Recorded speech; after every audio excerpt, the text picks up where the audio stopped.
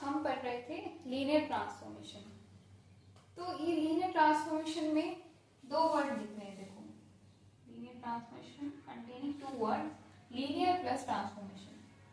Transformation अगर कुछ properties को सेटिस्फाई करती है, that is property of linearity, then that transformation is said to be linear transformation. पर अभी हमें यही नहीं पता कि ट्रांसफॉर्मेशन क्या होता है। नहीं, कि ट्रांसफॉर्मेशन तो पता हो पहले, फिर हम लीनियरिटी की बात करेंगे कि लीनियरिटी में कौन सी प्रॉपर्टीज होती है। तो फर्स्ट ट्रांसफॉर्मेशन स्टडी करते हैं, ठीक है। तो ट्रांसफॉर्मेशन क्या है? It is just a function. ये सिर्फ एक फंक्शन है। जैसे हम फंक्शन डिफाइन करते हैं ना, से हम कोई फंक्शन डिफाइन करते हैं, उसका एक डोमेन होता है, से R टू R, उसका डोमेन होता है, एक कोडोमेन होता है, और it is defined under sum rule, कि जैसे फंक्शन है वो मतलब it is a mapping from real number two real number, मतलब कोई रियल नंबर है जो रियल नंबर पे ही मैप कर रहा है, सच दैट, किस तरह से, such that fx equals to x, where x belongs to real number। अभी हमने r ये वाला बोल रहे हैं कि x हमने इससे उठाया, that is belongs to real number, and इस फंक्शन में पुट किया तो हमें x मिलेगा, यानी कि इसके अंदर जो x की वैल्यू है वो उस x की वैल्यू को यहाँ मैप कर रहा है जो कि इस r को बिलोंग कर रही है। तो ये हमारा रूल है, इसको हम रूल बोलेंगे कि mapping is done under this rule, कि एफ ऑफ जो मैपिंग हो रही है वो इस रूल के अंदर हो रही है, कि जो हमारे x है वो x पे मैप करेंगे। अब उसी तरह से ट्रांसफॉर्मेशन भी एक फंक्शन है, बट वो एक स्पेसिफिक, एक स्पेशल काइंड ऑफ फंक्शन है, जिस स्पेशल काइंड ऑफ मतलब कुछ तो उसमें स्पेशल है, इसलिए कि हम उसको ट्रांसफॉर्मेशन बोल रहे हैं। तो एक ऐसा फंक्शन जिसे हमारा डोमेन एंड कोडोमेन है, वो क्या है? वेक्टर स्पेसेस हैं, V, let it be V and W। Suppose करो कि एक फंक्शन है जो हमारे वेक्टर स्पेस V को वेक्टर स्पेस W में मैप कर रहा है, तो उस फंक्शन को हम क्या बोल देते हैं? ट्रांसफॉर्मेशन बोलते हैं। उस फंक्शन को हम ट्रांसफॉर्मेशन बोल देते हैं। एंड इसको ट्रांसफॉर्मेशन इससे बोलते हैं क्योंकि देखो स्पेस है, मतलब कि वेक्टर्स हैं उसके अंदर। अब यानी कि कहने का मतलब वेक्टर्स जो है, ईच वेक्टर, जैसे मान लो V भी the vector belongs to vector space V, तो एक टाइप से ये हो क्या है, देखो वेक्टर्स है, पॉइंट नहीं है। पॉइंट था, अब तक हम सिर्फ पॉइंट्स की बात कर रहे थे, इसलिए हमारा सिंपली हम एक फंक्शन को फंक्शन बोल रहे थे, क्योंकि यहाँ पे जैसे अभी हमने x लिया था जो कि एक रियल नंबर था, it was just a number, real number था, बट यहाँ क्या है? वेक्टर्स है। यहाँ क्या है? वेक्टर्स है। तो वेक्टर्स हैं, क्योंकि वेक्टर्स है तो ऑब्वियसली हमारे पास कुछ ना कुछ ज्योमेट्रिकल शेप होगी। तो वो ज्योमेट्रिकल शेप है, जैसे मान लो कोई वेक्टर स्पेस है, ये वेक्टर स्पेस है, उसमें कोई ज्योमेट्रिकल, अब वेक्टर्स है तो ज्योमेट्रिकल शेप बनेगी, कोई भी ले लो शेप, स्क्वायर ले लो, ट्राइंगल ले लो, कोई भी शेप ले लो, तो कोई ना कोई ज्योमेट्रिकल शेप बनेगी। तो वो शेप पे हम शेप के वेक्टर्स पे अगर हम मैपिंग लगाएंगे, ईच वेक्टर, सारे के सारे वेक्टर पे जब हम सारे वेक्टर मैप करेंगे तो हमें एक दूसरा स्पेस मिलेगा, दैट इज W, यानी कि वो ज्योमेट्रिकल शेप किसी और ज्योमेट्रिकल शेप में ट्रांसफॉर्म हो रही है। एक शेप ट्रांसफॉर्म हो रही है, शेप मैप कर रही है, तो इसलिए हमने इस फंक्शन को एक नया नाम दिया, दैट इज ट्रांसफॉर्मेशन, क्योंकि एक स्ट्रक्चर ट्रांसफॉर्म हो रही है, यहाँ वेक्टर्स मैप हो रहे हैं, ना कि नंबर्स मैप हो रहे हैं। एंड काइंड ऑफ फंक्शन, तो इस फंक्शन को हमने एक स्पेसिफिक लेटर दे दिया, दैट इज टी, जो कि ट्रांसफॉर्मेशन को डिनोट कर रहा है।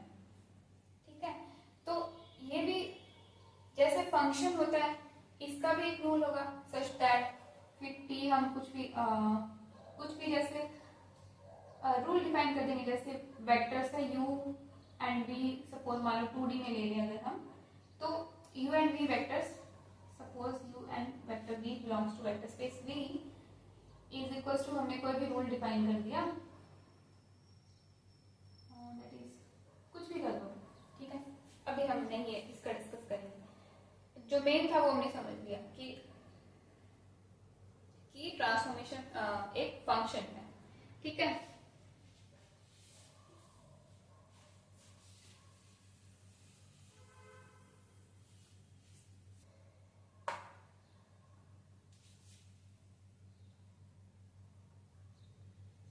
and the point to be noted that note that ये जो वेक्टर स्पेस V है एंड वेक्टर स्पेस W है, they will be vector space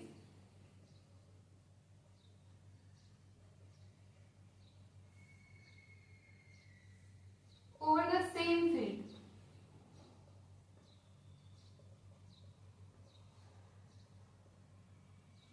अगर आपने थोड़ा बहुत वेक्टर स्पेस पढ़ा होगा तो you may have just an idea कि फील्ड क्या होता है। तो जो वेक्टर स्पेस है, जो मतलब सीधा नहीं बोलते होते कि R is vector space, R is vector space over R, मतलब फील्ड भी डिफाइन करना चाहिए हमें ऑलवेज। जैसे होता है ना कि it is a one one function, तो सीधा बोलना सही नहीं है कि it is a one one function. ये लो, ये है x square, it is not a one one function, but अगर हम इसका डोमेन कर दें 0 से इंफिनिटी, तो it is one one function.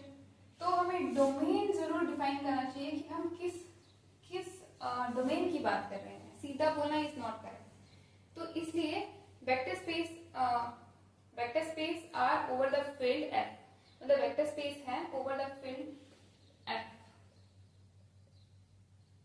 पर यहाँ हम हाईलाइट करके नहीं बता रहे हैं क्योंकि दोनों सेम फील्ड के ऊपर vector over the same field, they will be vector space over the same field, इसलिए हमने यहाँ डिफाइन नहीं किया है।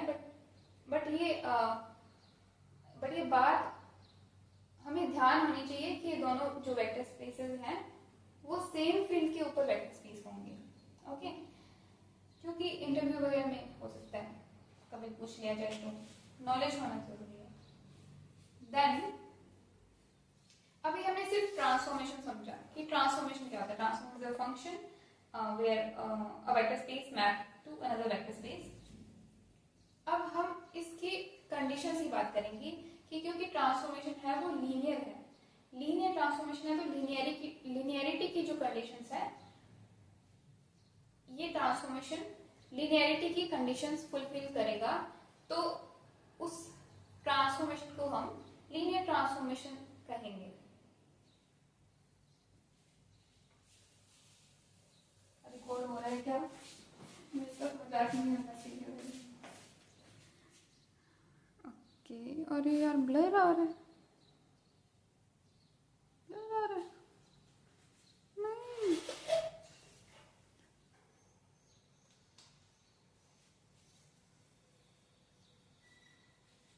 तो लीनियरिटी क्या होती है ना कि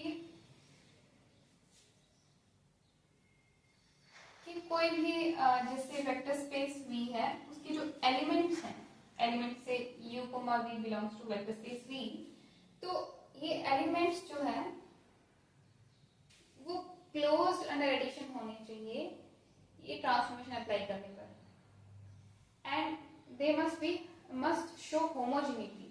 होमोजेनिटी मतलब स्केल, इसका प्रैक्टिकली पता है क्या मतलब है? लीनियरिटी का मतलब है कि हम दो वेक्टर लेते हैं, ठीक है, दो वेक्टर जो वेक्टर स्पेस V को बिलोंग कर रहे हैं, से u, v। अब अगर ये u, v वेक्टर को हम ऐड करके एंड देन उस पर ट्रांसफॉर्मेशन अप्लाई करते हैं तो जो हमें रिजल्टेंट वेक्टर मिलता है वो अगर u वेक्टर पे ट्रांसफॉर्म अप्लाई करें एंड v वेक्टर पे ट्रांसफॉर्म अप्लाई करें एंड उन दोनों को ऐड करके जो हमें वेक्टर मिलता है वो वेक्टर, ये दोनों वेक्टर अगर सेम आते हैं तो हम बोलेंगे कि जो ट्रांसफॉर्मेशन है हमारी वो लीनियर है, मतलब ये प्रॉपर्टी भी सेटिस्फाई करे तो वो जो ट्रांसफॉर्मेशन है वो हमारी लीनियर ट्रांसफॉर्मेशन है। वैसे ही होमोजेनिटी क्या कहती है कि अगर हम किसी वेक्टर को स्केल करके, C is the scalar where C belongs to the field जो हमने वेक्टर स्पेस लिया है उसका जो फील्ड है उस फील्ड को ये बिलोंग कर रहा है C वेक्टर, C स्केलर। तो ये जो वेक्टर है U that is belongs to vector space V, इसको हम स्केल करते हैं एंड देन उस पर ट्रांसफॉर्मेशन अप्लाई करते हैं तो it will be same as कि हम वेक्टर u पे ट्रांसफॉर्मेशन अप्लाई करते हैं एंड देन उसको स्केल करते हैं। तो दोनों वेक्टर अगर सेम पोजीशन शो कर रहा है तो उस ट्रांसफॉर्मेशन को हम लीनियर मतलब ये जो दोनों अगर प्रॉपर्टी सेटिस्फाई हो रही है तो फिर हम उस ट्रांसफॉर्मेशन को लीनियर ट्रांसफॉर्मेशन बोलेंगे। ठीक है, प्रैक्टिकली यही मतलब था।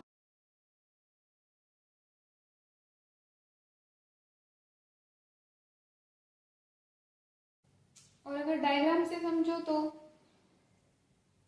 आई am showing you some one picture, तो उसमें देखो यहाँ से साफ क्लियर हो रहा है कि व्हाट आई मीन टू से बाय जो मैंने अभी एक्सप्लेन किया इसको इसको वो उसमें अच्छे से समझ आ रहा होगा। ओके ओके देन नाउ तो ओवरऑल एक छोटा सा रिवीजन करें तो ट्रांसफॉर्मेशन एक फंक्शन है जो एक वेक्टर स्पेस से जो एक वेक्टर स्पेस को अनदर वेक्टर स्पेस में मैप करता है।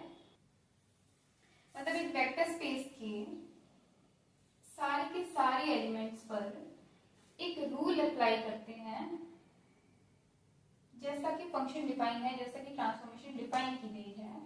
तो हमें मैप्ड वेक्टर्स मिलते हैं, वेक्टर्स की पोजीशन मिलती है। तो उस जो मैप्ड वेक्टर्स हैं वो एक स्पेस क्रिएट करेंगे दैट इज स्पेस W।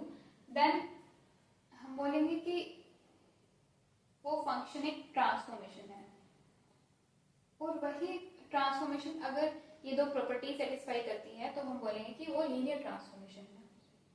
तो ओवरऑल हम कर क्या रहे हैं, एक वेक्टर स्पेस को मैप कर रहे हैं दूसरे वेक्टर स्पेस में। And one more thing is कि अगर वेक्टर स्पेस हमारा उसी सेम वेक्टर स्पेस में मैप कर जाए तो इसी लीनियर ट्रांसफॉर्मेशन को हम क्या बोलते हैं, लीनियर ऑपरेटर। अगर वेक्टर स्पेस V है वो V में ही मैप हो जाए then the linear transformation is said to be linear operator. बस एक स्पेशल नेम दिया गया है और कुछ नहीं है। ब्लर आ रहा था ना पहले, पता नहीं कैसा रिकॉर्ड हुआ है। ओके चलो नेक्स्ट करते हैं। ओ ये हमारा पैर से डिस्टर्ब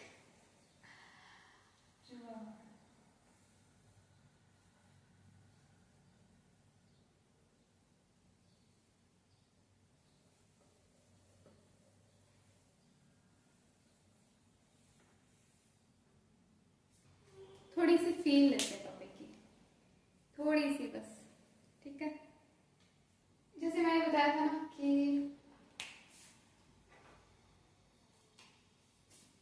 वेक्टर स्पेस, एक वेक्टर स्पेस दूसरे वेक्टर स्पेस में मैप हो रहा है, मतलब वेक्टर्स मैप हो रहे हैं। मतलब कि कोई ना कोई इसकी एप्लीकेशन क्या होती है ना कि हम कोई ना ज्योमेट्रिकल शेप लेते हैं एंड फिर उसको मैप करते हैं किसी under sum rule of transformation. कि वो रूल क्या है, उस रूल के अंडर हम ट्रांसफॉर्मेशन अप्लाई करते हैं, फिर इस स्ट्रक्चर को देखते हैं कि ये स्ट्रक्चर जो है वो किस स्ट्रक्चर में ट्रांसफॉर्म हो रही है। ये ज्योमेट्रिकल शेप जो है वो कौन से ज्योमेट्रिकल शेप ले रही है, उस गिवन ट्रांसफॉर्मेशन रूल के अंदर। जैसे फंक्शन में f of x equals to x होता है ना, ये फंक्शन का रूल है। Under this rule this function is mapping the values. तो वैसे ही ट्रांसफॉर्मेशन में भी ये रूल होता है, मतलब ऐसे लिखा जाता है कि ट्रांसफॉर्मेशन डिफाइन की होती है वेक्टर्स का कुछ फंक्शन लेकर के, एंड ट्रांसफॉर्मेशन डिफाइन की होती है। तो उस डिफाइंड ट्रांसफॉर्मेशन के अंदर एक वेक्टर स्पेस है, वो दूसरे वेक्टर स्पेस में मैप होता है। बट हम इसकी एप्लीकेशन देख रहे हैं, तो हम एक वेक्टर स्पेस के अंदर एक शेप होगी ज्योमेट्रिकल शेप, हम उसको देखेंगे कि वो कौन सी शेप में मैप हो रही है उस रूल के अंदर, उस ट्रांसफॉर्मेशन रूल के अंदर। ठीक है, तो ट्रांसफॉर्मेशन रूल जैसे कि मानो u, v हमारे वेक्टर्स हैं, belongs to vector space v, and okay कोई ट्रांसफॉर्मेशन लिख देते हैं। Transformation is from vector space v to w such such that p of u comma v is equals to 2u comma 2v,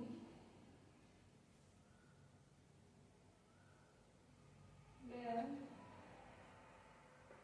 u comma v belongs to vector space v।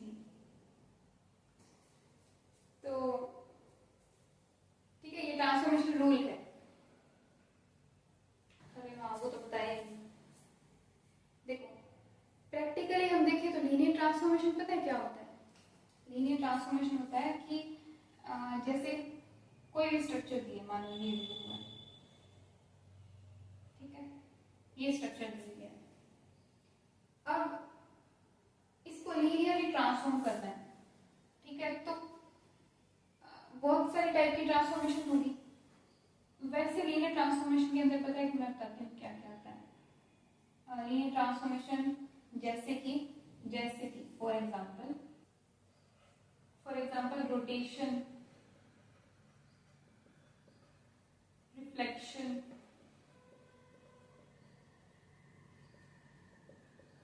Scaling,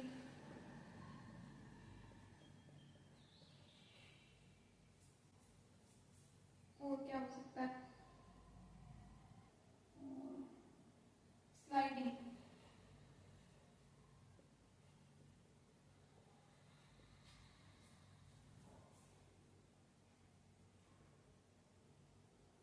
ये बाकी देखेंगे जरूर होगी, तो मतलब मैं just idea दे रही हूँ। ठीक है, तो ये मान लो हमारे पास स्ट्रक्चर है, ज्योमेट्रिकल स्ट्रक्चर है जो कि किसी वेक्टर स्पेस के अंदर है। ठीक है, तो अब क्या होगा, मान लो ये 2D के अंदर है, तो 2D प्लेन भी ड्रॉ कर लेते हैं।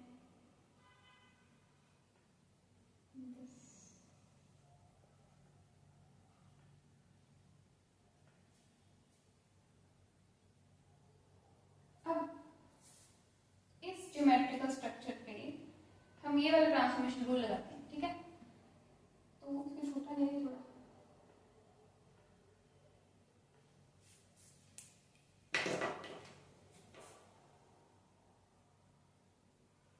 ये हमने स्ट्रक्चर ली है,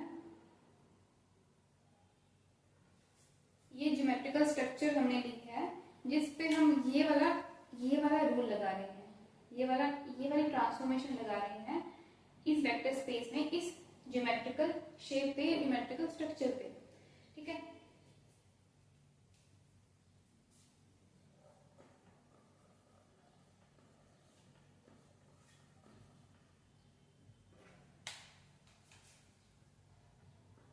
थोड़ा मेंशन कर लें, एक्स वाई प्लेन, ये हमारा ओरिजिन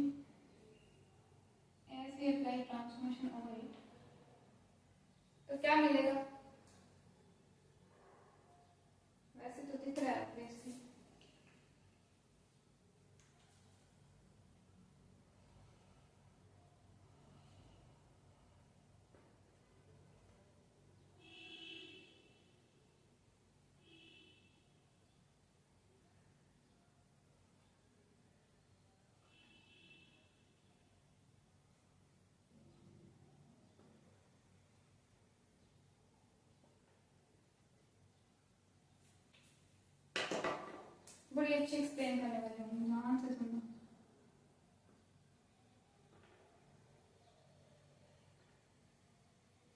क्या हो गया है स्ट्रक्चर का?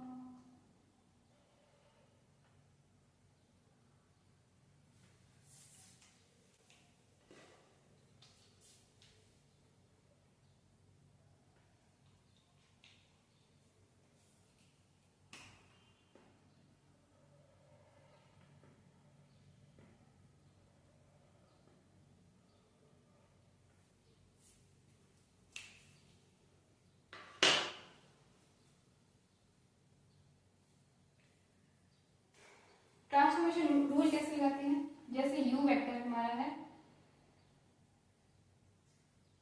ये मान लो ये हमारा इस पे लगाते हैं, ये हमारा पॉइंट है। पॉइंट की ट्रांसफॉर्मेशन नहीं होती, मतलब पॉइंट की ट्रांसफॉर्मेशन नहीं करें, हम वेक्टर की बात करें तो ये हमारा वेक्टर है।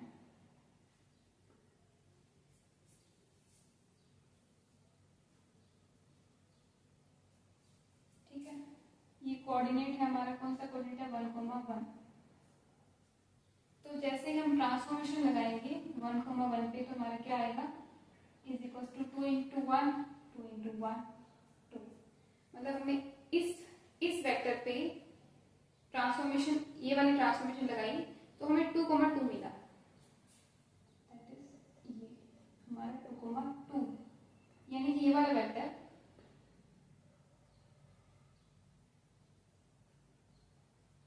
इस वेक्टर में ट्रांसफॉर्म हो गया। वैसे ही ये तो हमने एक वेक्टर की बात की, वैसे ही यहाँ जितने भी वेक्टर्स होंगे, यहाँ जितने भी वेक्टर्स होंगे वो उन सब पे ट्रांसफॉर्मेशन लगेगी और हमें ये वाली स्ट्रक्चर मिल जाएगी। और ध्यान दो, ये सिर्फ कॉर्नर की बात नहीं है, ये हमारा ज्योमेट्रिकल शेप है। तो ये है हमारा, ये है, this is getting transform into this.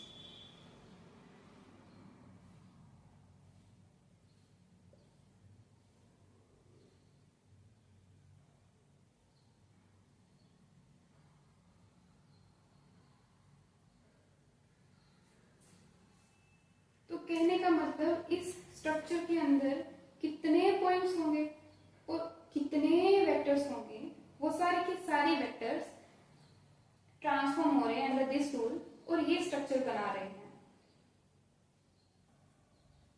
But एक ध्यान देने वाली चीज पता है क्या है? कि linear transformation is not about this shape, कि मतलब इस ट्रांसफॉर्मेशन का इस शेप से कोई लेना देना नहीं है।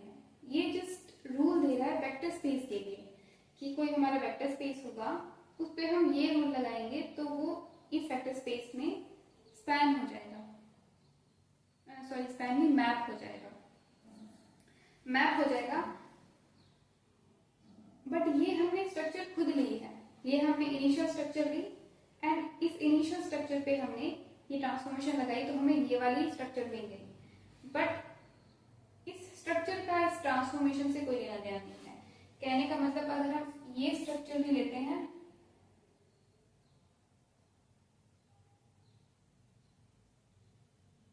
मतलब हमने ट्रायंगल भी लिया तो भी ये क्या स्केल होकर, मतलब स्केलिंग, मैं पहले बता दूं,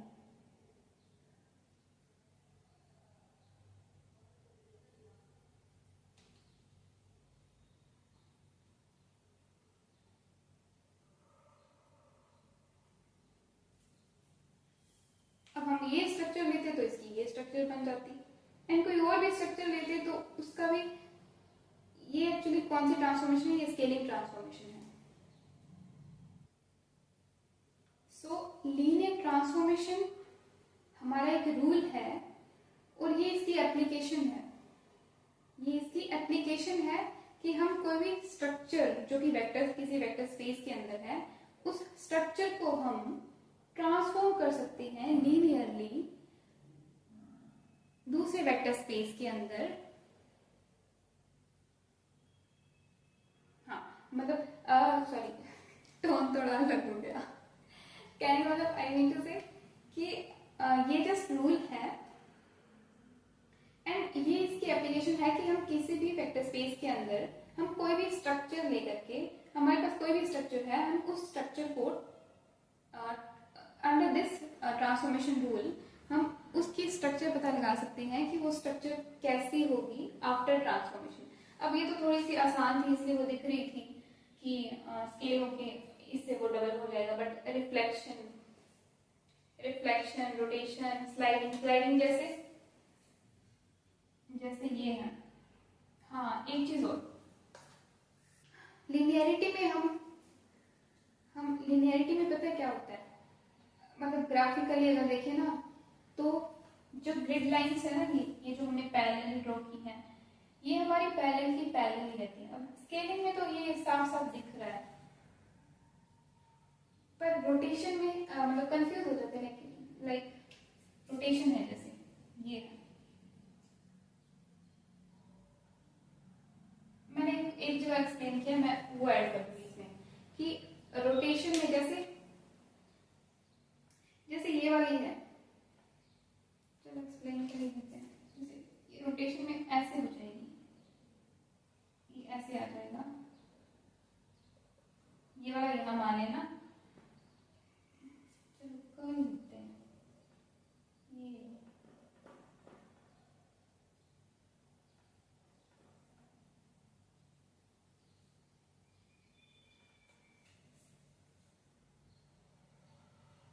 अगर हम अंडर द ट्रांसफॉर्मेशन में रोटेशन वाला अप्लाई करेंगे तो ये वाला जो वेक्टर है वो ऐसे हो जाएगा, एंड बाकी सारे वेक्टर्स भी मैप करके ये वाली ज्योमेट्रिकल स्ट्रक्चर बना लेंगे।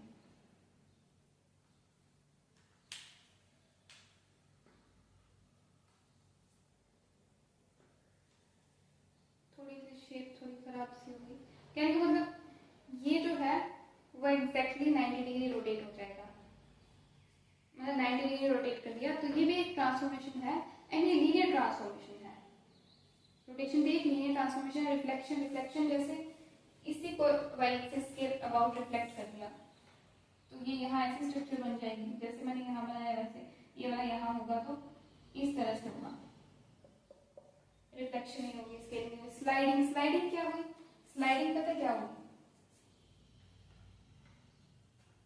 स्लाइडिंग जैसे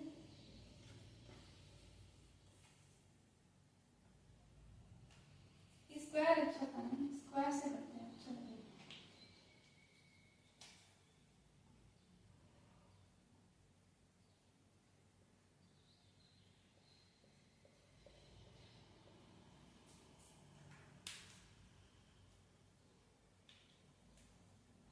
स्लाइडिंग में मानो कि काइंड ऑफ दिस,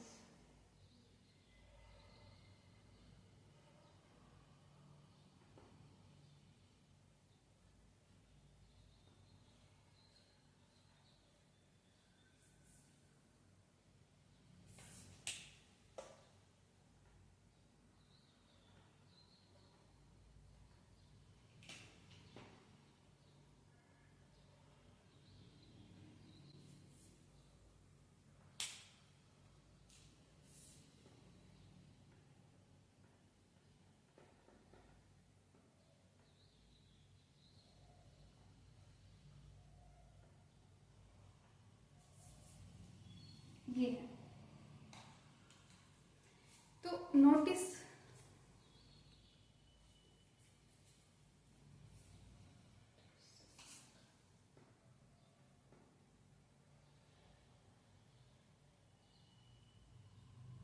भावनाओं को समझो, ठीक है, ये सही सीधा ही है, अब अज्यूम कर लेना ये सही है, ठीक है। तो क्या है ना कि ये इसमें ट्रांसफॉर्म हो रहा है, ठीक है, तो ये भी एक लीनियर ट्रांसफॉर्मेशन है। बट इन सब में तुमने कॉमन चीज नोटिस की कि ये सभी के सभी लीनियरिटी को कैसे फॉलो कर रहा है, कि जैसे ना ये जो ग्रिड लाइंस है ना, ये पैरेलल है तो वो पैरेलल ही रहेंगी, ये कभी भी ना जैसे इंटरसेक्ट नहीं करेंगी। जैसे रोटेशन वाले में लिखा होगा कि वो जैसे रोटेट हो रही थी इधर को, तो ये वाली भी तो ऐसे हो रही थी ना, दोनों रहे तो पैरेलल रही थी, वैसे ये है, ये यहाँ शिफ्ट हुई है, ये वाली लाइन यहाँ शिफ्ट हुई है, बट ये जो पैरेलल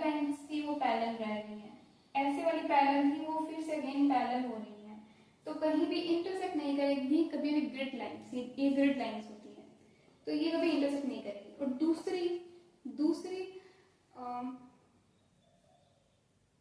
जो नोटिस करने वाली चीज है कि तुमने देखा कि ये कहीं भी चला गया, पहले वाले में देखा होगा ये नीचे चला गया, ये इधर चला गया, ये स्लाइड हो गया, कैसे भी हो गया, पर इसने ओरिजिन को नहीं छोड़ा, नहीं, ओरिजिन वहां का वही था। तो क्योंकि ओरिजिन हमने एक रेफरेंस पॉइंट माना है, ओरिजिन को हमने एक स्टैंडर्ड माना है, तो मतलब हम किसी चीज के रिस्पेक्ट में किसी चीज को चेंज करते हैं ना, तो ट्रांसफॉर्मेशन हो रही है पर हमारा ये पॉइंट हमारा फिक्स रहेगा, ओरिजिन विल स्टे फिक्स्ड और बाकी ट्रांसफॉर्मेशन कैसे भी कर लो।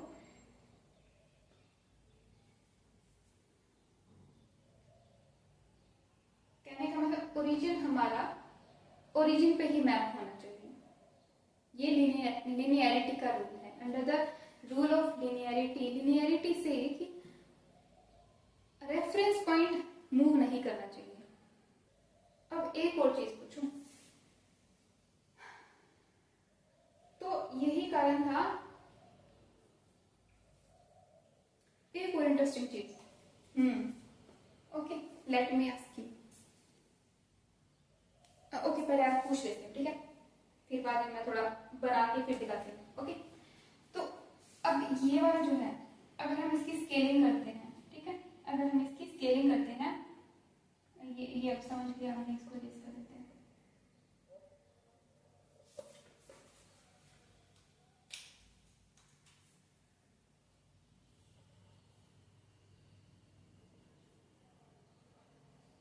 मान लो हमने इसकी 2u2v करके मतलब स्केल किया इसको, तो इसमें ये ऐसे बड़ा हुआ, ऐसे बड़ा हुआ, ठीक है, और ये ऐसे नहीं हुआ, लाइक ऐसे नहीं हुआ,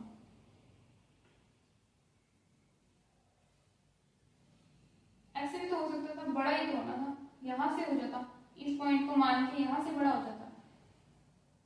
समझ रहे हो मैं क्या बोल रही हूँ? जैसे इसी भी देख लो, इसको स्केल तो करना था ना, तो ये ऐसे आ जाता, 2x है ना, तो इसका डबल बहुत बड़ा हो जाता, तो ये ऐसे आ जाता, पर ऐसे नहीं आया, क्योंकि क्योंकि इसका रूल है ना, लिनियरिटी का एक रूल है कि एक रेफरेंस पॉइंट होता है हमारा, ओरिजिन हमने रेफरेंस पॉइंट लिया है, तो वो रेफरेंस पॉइंट हमारा चेंज नहीं होना चाहिए। इसमें क्या हो रहा है, इसका रेफरेंस पॉइंट है वो चेंज हो गया, इसलिए हम इसको ऐसे नहीं करते हैं, इसलिए इसको ऐसे ट्रांसफॉर्म किया गया, ओरिजिन हमारा ओरिजिन पे रहेगा। अब एक और कंफ्यूजन, अब कुछ सोचेंगे कि जैसे मान लो ये हमने स्ट्रक्चर ली है ना, हमने ली है यहाँ, हम चाहते तो यहाँ ले लेते स्ट्रक्चर, जस्ट लाइक मानो अगर हमने स्ट्रक्चर ली होती, इनिशियल स्ट्रक्चर लेना हमारे हाथ में, मान लो हमने ये स्ट्रक्चर ली होती,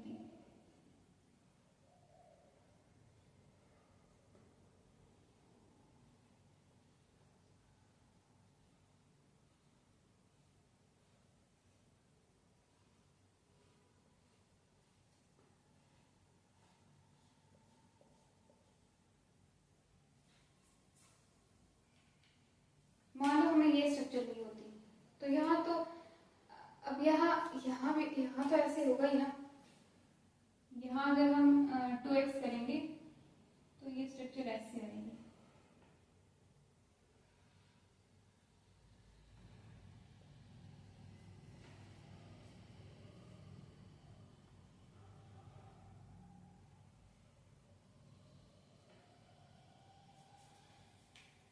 तो ध्यान से देखो ना, इसको ऐसे से मान लेना, ठीक है, ग्रिड लाइंस, तो यहाँ भी तो ओरिजिन फिक्स रह रहा है ना, ये था हमारा इनिशियल स्ट्रक्चर, उसमें हमारा रेफरेंस पॉइंट ये था, और ये मतलब इसको हमने मैग्नीफाई कर मतलब स्केलिंग कर दी, बट रेफरेंस पॉइंट तो नहीं चेंज हुआ ना, इसका मिडल ये था और अभी भी इसका मिडल यही है।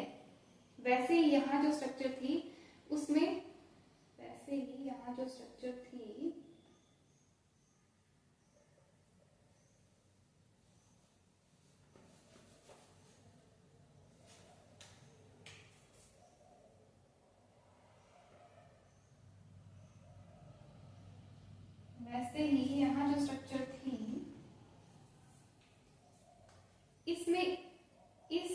स्ट्रक्चर के इस कॉर्नर पे ओरिजिन था और अभी भी स्ट्रक्चर के इस कॉर्नर पे ही ओरिजिन है, तो रेफरेंस पॉइंट नहीं चेंज हो रहा, समझे? तो रेफरेंस पॉइंट हमेशा मतलब ओरिजिन हमेशा ओरिजिन पे ही मैप होना चाहिए for the transformation to be linear transformation. अभी लीनियर ट्रांसफॉर्मेशन पढ़ ली तो नॉन लीनियर भी पढ़ लो कि नॉन लीनियर ट्रांसफॉर्मेशन क्या होती है।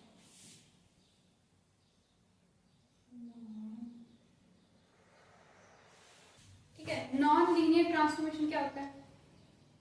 जो वो दो प्रॉपर्टीज को सेटिस्फाई ना करे, अगर प्रॉपर्टी वाइज देखें तो, एंड स्ट्रक्चर वाइज देखें तो स्ट्रक्चर वाइज ये है, ये स्ट्रक्चर थी हमारी, हमने ली थी, ये हमारी ग्रिड लाइंस थी। अब ये स्ट्रक्चर अगर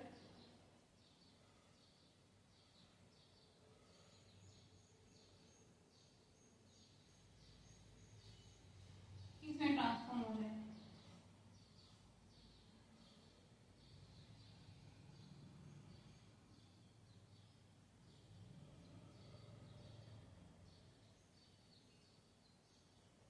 मतलब ये हमारा स्क्वायर था, ये ऐसा हो जाएगा।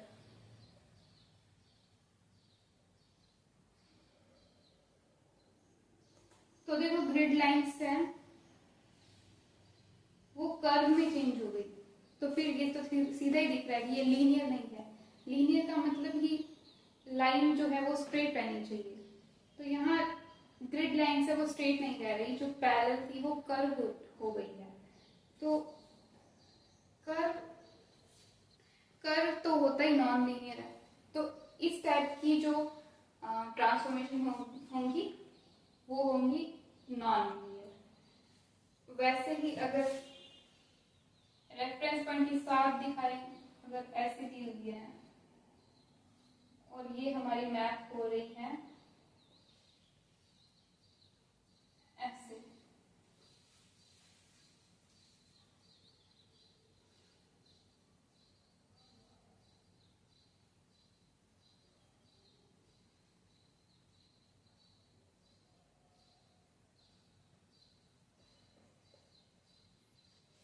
ये लीनियर नहीं है, बताओ क्यों नहीं है?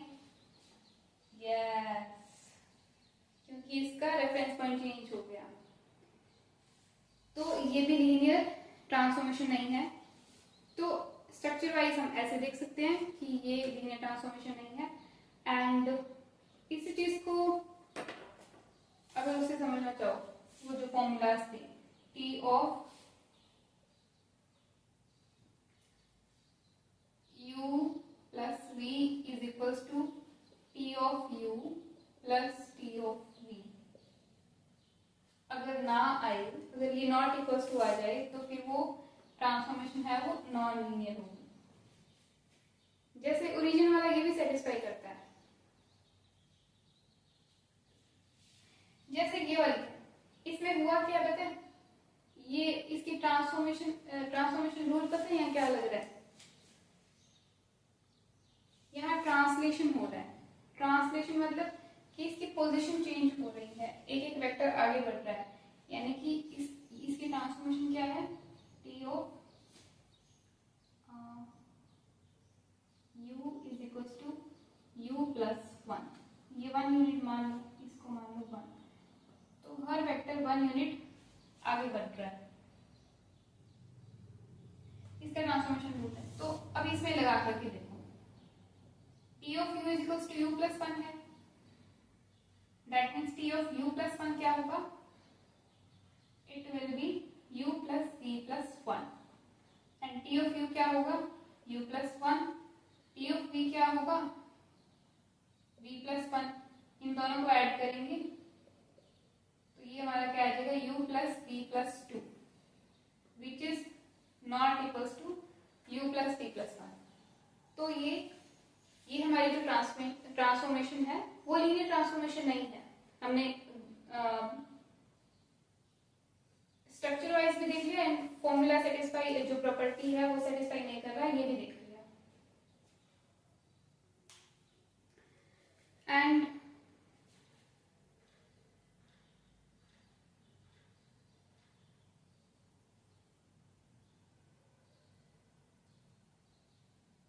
यहीं से ओरिजिन वाला भी देख सकते हैं कि इसमें जो ओरिजिन है, मतलब इसी प्रॉपर्टी से वो ओरिजिन वाली बात निकली है कि इसके अंदर अगर हम, मतलब जो मैंने बताया था ना कि रेफरेंस पॉइंट चेंज नहीं होना चाहिए, ये एक लिनियरिटी की कंडीशन के अंदर ही आ जाता है। तो इसी क्लोज्ड अंडर एडिशन के अंदर ही ये प्रॉपर्टी ऐड हो जाती है कि रेफरेंस पॉइंट हमारा रेफरेंस पॉइंट पे मैप करना चाहिए। कैसे? देखो कैसे,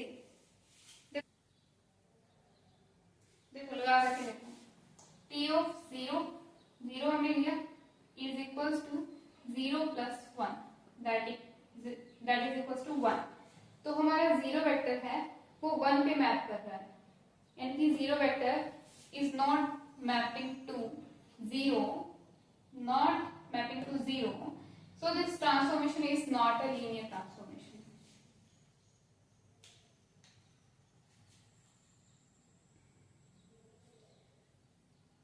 Okay,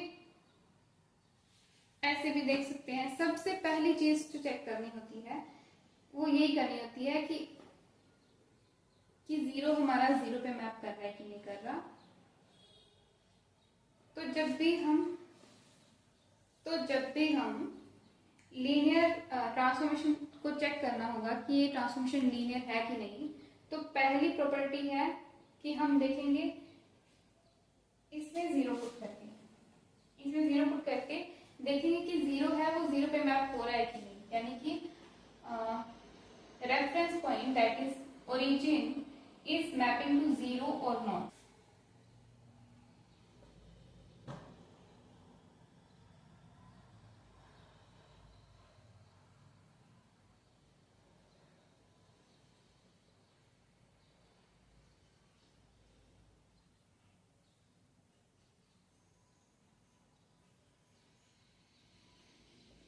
फर्स्ट प्रॉपर्टी हमारी है ओरिजिन मस्ट बी फिक्स्ड।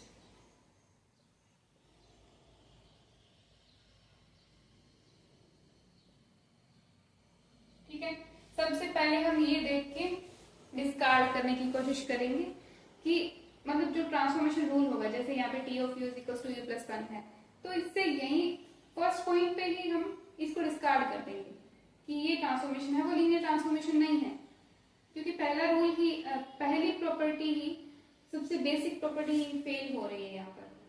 ठीक है, अगर ये पास हो जाती है then we will proceed to the second property, that is grid lines must stay fixed, must stay parallel. And इसी सेम चीज को मैथमेटिकली हम लिख देते हैं कि T of u comma t of u plus v must be equals to t of u plus t of v, and t of cu is equals to c times t of u, where u belongs to u comma v belongs to vector space V for all। मतलब कि ये जो दोनों properties हैं वो for all vectors of vector space V के लिए satisfy होनी चाहिए। ठीक है, तो इस प्रॉपर्टी को, इस कंडीशन को हम बोलते हैं closed under addition, under addition, and इसको हम बोलते हैं closed under scalar multiplication.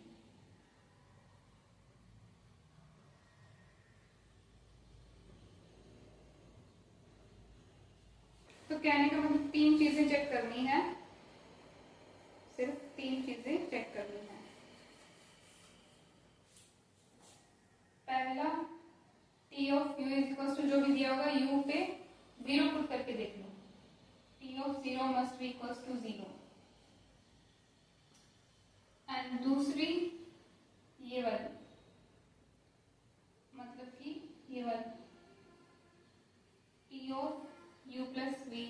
equals to T of U plus T of V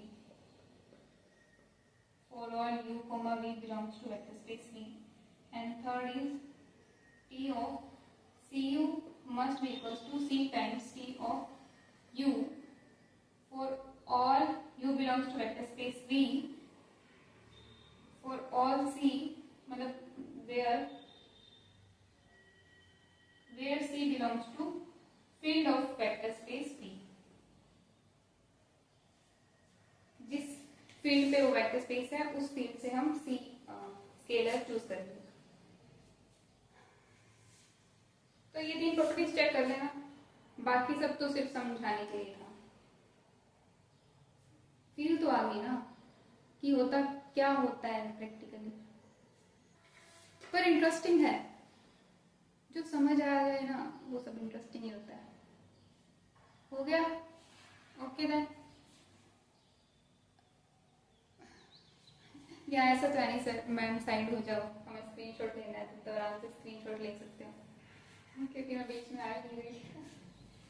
okay then चलो आगे बढ़ते हैं।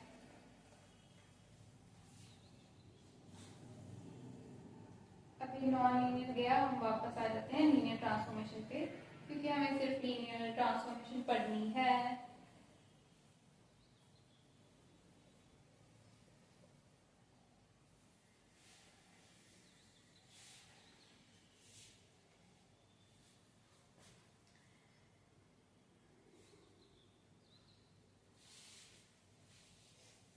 आपने सुना होगा कि a linear transformation can be represented by a matrix। मतलब ये मैट्रिक्स से थोड़ी रिलेटेड होती है, थोड़ी क्या पूरी होती है। मतलब एक मैट्रिक्स जो है वो एक लीनियर ट्रांसफॉर्मेशन को रिप्रेजेंट करती है। And a linear transformation can be represented into a matrix form if condition applied is कि वेक्टर स्पेस है वो फाइनाइट डायमेंशनल होना चाहिए। जो हम ट्रांसफॉर्मेशन लिखते हैं ना, यू से भी करते हैं, कितने दिन हो गए डब्ल्यू डब्ल्यू करते हैं। ये जो हम ट्रांसफॉर्मेशन लिख रहे हैं ना, या जो वेक्टर स्पेस है, ये जो वेक्टर स्पेसेस है ना वो फाइनाइट डायमेंशनल होने चाहिए। इसको, इस लीनियर ट्रांसफॉर्मेशन को एज अ मैट्रिक्स रिप्रेजेंट करने के लिए ये वेक्टर स्पेसेस हैं वो फाइनाइट डायमेंशनल वेक्टर स्पेस होने चाहिए। ये मेंशन किया करना इज कंपल्सरी, ठीक है, क्योंकि इनफाइनाइट डायमेंशनल इनफाइनाइट देखो वेक्टर स्पेस, तो वेक्टर स्पेस के अंदर तो इनफाइनाइट एलिमेंट्स ही होते हैं, but I am talking about the dimension of vector space की। डायमेंशन जो है वेक्टर स्पेस की वो फाइनाइट होनी चाहिए, क्योंकि मैट्रिक्स जो है उसका ऑर्डर होता है और ये फाइनाइट होता है, n + m मान लो, तो ये फाइनाइट वैल्यू होनी चाहिए ना। इस लीनियर ट्रांसफॉर्मेशन को इस मैट्रिक्स फॉर्म में लिखने के लिए फाइनाइट होनी चाहिए इसकी डायमेंशन, ठीक है। अब सोच रहे होंगे कि लीनियर ट्रांसफॉर्मेशन को एक मैट्रिक्स में कैसे रिप्रेजेंट कर सकते हैं। नहीं, अजीब सा है ना कि ऐसे कैसे लीनियर ट्रांसफॉर्मेशन को ऐसे मैट्रिक्स में तो नंबर्स होते हैं कि 2 3 1 2, उससे ये लीनियर ट्रांसफॉर्मेशन कैसे रिप्रेजेंट हुई, है ना। मेरा भी ये सवाल था कि ऐसे पता नहीं कैसे ऐसे नंबर्स को लीनियर ट्रांसफॉर्मेशन ऐसे कैसे रिप्रेजेंट कर सकते हैं। So let's get to no.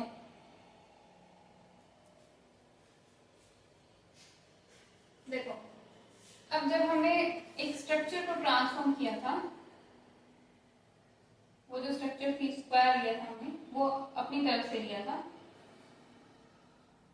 जबकि लीनियर ट्रांसफॉर्मेशन तो जस्ट एक रूल है। Linear transformation is just a rule जो बताता है कि ट्रांसफॉर्मेशन कैसे हो रही है।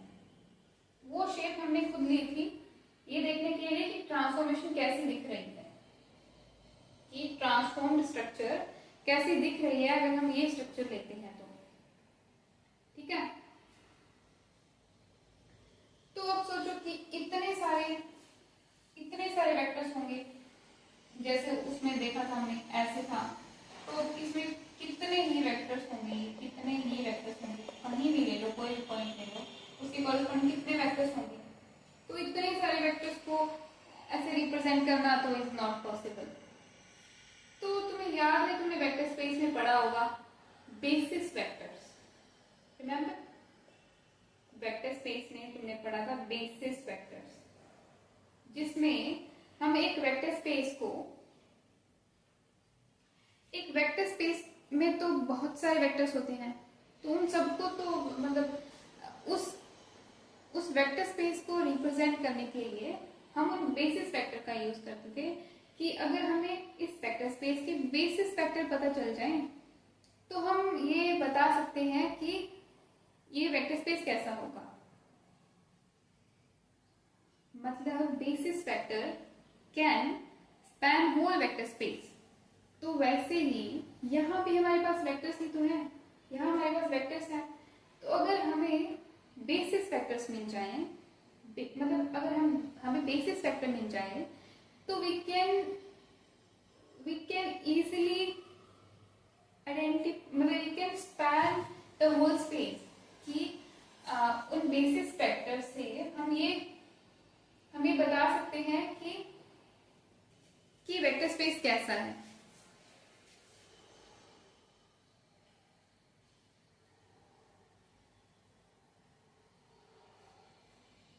तो इसलिए ये जो हमने कोई भी स्ट्रक्चर ड्रॉ की है, इसमें हम कोई भी,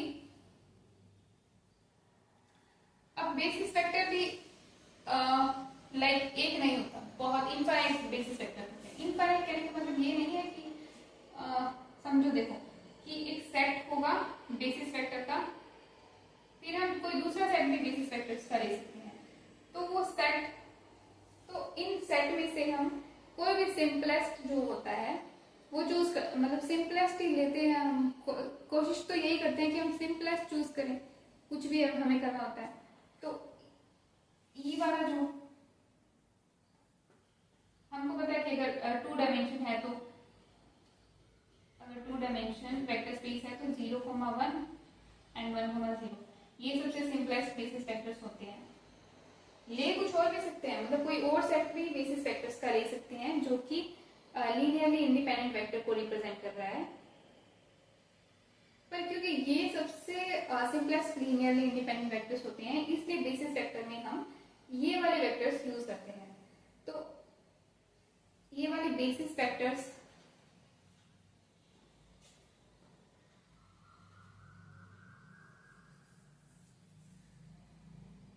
तो कोई भी ट्रांसफॉर्मेशन होगी, उस ट्रांसफॉर्मेशन को हम ट्रांसफॉर्मेशन के बेसिस वेक्टर्स को हम एक मैट्रिक्स में रिप्रेजेंट कर सकते हैं।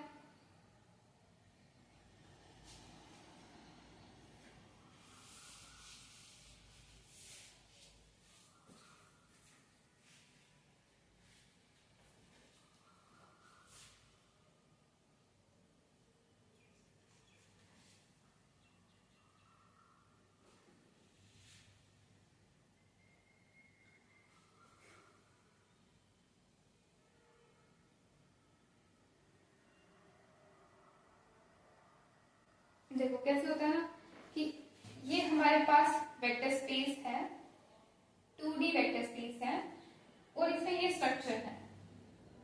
हम इस स्ट्रक्चर को किसी एक ट्रांसफॉर्मेशन रूल के अंदर, कोई हमारा रूल है such that transformation u, v is equal to, कोई रूल है मान लो, चलो यही मान लेते हैं u, ठीक है, ये ट्रांसफॉर्मेशन रूल है हमारा। हम इस ट्रांसफॉर्मेशन रूल के अंदर इस शेप को ट्रांसफॉर्म करना चाहते हैं। तो अब हम हर वेक्टर का नहीं लिखेंगे कि ये वेक्टर इस वेक्टर में मैप होगा, ये वेक्टर इस वेक्टर में मैप होगा, जो कि पॉसिबल नहीं है। क्योंकि इसमें इनफाइनाइटली मैनी वेक्टर्स हैं। तो इसलिए हम क्या करेंगे कि इस स्ट्रक्चर से नहीं, ये तो सिर्फ स्ट्रक्चर है, ये जो रूल है ना, इसके एक मैट्रिक्स बनाएंगे। क्योंकि ये 2D है, दिख रहा है linear transformation, 2 dimensional linear transformation है, तो इसलिए हमारी जो मैट्रिक्स बनेगी वो 2x2 की। और एक चीज बताना भूल गई, ओके पहले वही बताती हूँ।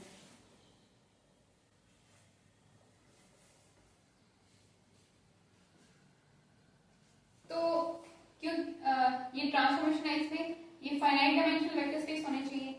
मान लो कि ये n डायमेंशनल वेक्टर स्पेस है, ये m डायमेंशनल वेक्टर स्पेस है। अब देखो ट्रांसफॉर्मेशन छोटे से बड़े, बड़े से छोटे किसी में भी हो सकती है, जैसे 2D से 3D में भी जा सकता है, 3D से 2D में भी जा सकता है, ट्रांसफॉर्मेशन हो सकती है, ठीक है।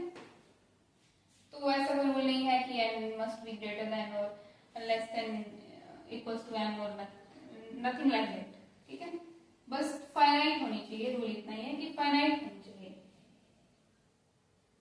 अब इस लीनियर ट्रांसफॉर्मेशन को अगर हमें मैट्रिक्स फॉर्म में रिप्रेजेंट करना है, तो इसकी मैट्रिक्स जो बनेगी, सेम मैट्रिक्स A,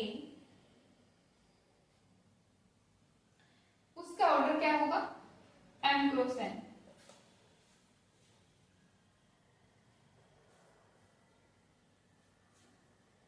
मतलब जो डोमेन जो जिस डायमेंशन डोमेन में जो वेक्टर स्पेस है, जो वो जिस डायमेंशन का होगा उतने हमारे नंबर ऑफ कॉलम्स होंगे, ठीक है। तो जस्ट इतना कॉलम्स होंगे एंड ऑल की जगह बस ये मान लो इसको फ्लिप कर दो, ठीक है, फ्लिप कर दो इसको। तो सिंपली इसको हम मैट्रिक्स फॉर्म में रिप्रेजेंट करें तो हम ऐसे करेंगे, ठीक है। हाँ जी, तो हम क्या पढ़ रहे थे, हम ये पढ़ रहे थे कि हर मैट्रिक्स को, किसी भी मैट्रिक्स को मतलब कोई भी मैट्रिक्स है वो एक लीनियर ट्रांसफॉर्मेशन को रिप्रेजेंट करती है, एंड किसी भी लीनियर ट्रांसफॉर्मेशन को हम एज ए मैट्रिक्स रिप्रेजेंट कर सकते हैं अगर वो वेक्टर स्पेसेस है, वो डिफाइंड है कि they are finite dimensional vector spaces, ठीक है। तो यहाँ ध्यान है, लाइक चीज पता है क्या है, लीनियर लीनियर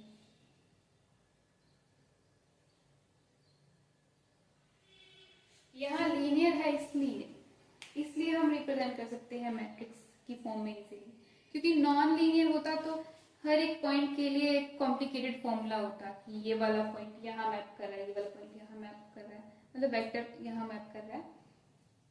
बट लीनियर के केस में पता है क्या होता है, हम क्या कर सकते हैं कि हम जो मैपिंग है वेक्टर स्पेस की किसी एक वेक्टर स्पेस से उस दूसरे वेक्टर स्पेस में, तो हम उस वेक्टर स्पेस के सिर्फ बेसिस वेक्टर्स देख लेंगे कि उसके बेसिस वेक्टर कहाँ मैप कर रहे हैं, एंड उस बेसिस वेक्टर की एक मैट्रिक्स फॉर्म कर देंगे जो कि उस रूल को रिप्रेजेंट करेगी कि मैट्रिक्स की वेक्टर स्पेस है वो किस रूल से ट्रांसफॉर्म हो रहा है दूसरे वेक्टर स्पेस के अंदर।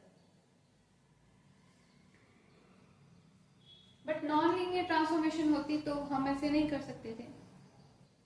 तो सिर्फ लीनियर की बात है कि लीनियर ट्रांसफॉर्मेशन को हम एज ए मैट्रिक्स रिप्रेजेंट कर सकते हैं। वो भी क्यों, क्योंकि हम उसके बेसिस वेक्टर सिर्फ बेसिस वेक्टर पे काम करके उसके उस पूरे वेक्टर स्पेस के नेचर के बारे में बता सकते हैं। ऑन कर दिया था मैंने, ओके ओके। तो चलो शुरू करते हैं। ये फिर से रिकॉर्डिंग टर्न ऑफ हो गई थी, so I have to explain again.